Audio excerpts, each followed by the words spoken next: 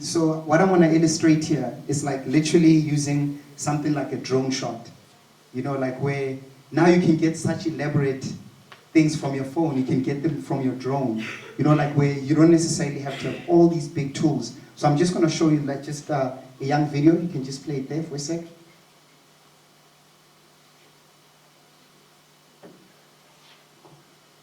Can go back.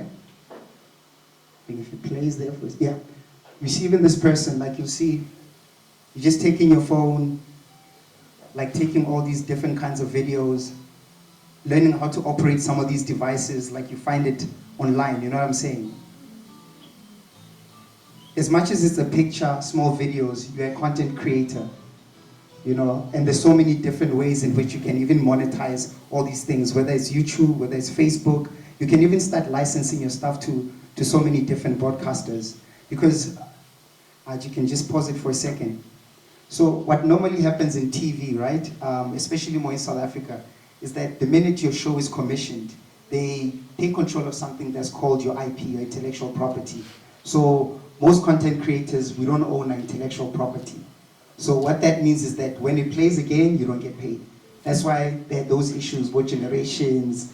You know, last time I think it was the Fergusons and multi-choice and all those sorts of things. But what these tools actually allow you to do is for you to own a content here. So meaning one day when you pass away, when you're no longer around, it's making money, your family can still be making money from your content. So it's very important, like especially from an IP perspective, is like just to understand these mechanisms of creating content, especially in the era that we live in, because then you get to own your intellectual property. I've probably done close to over 100 different projects for broadcasters, and you know what's the sad thing about it?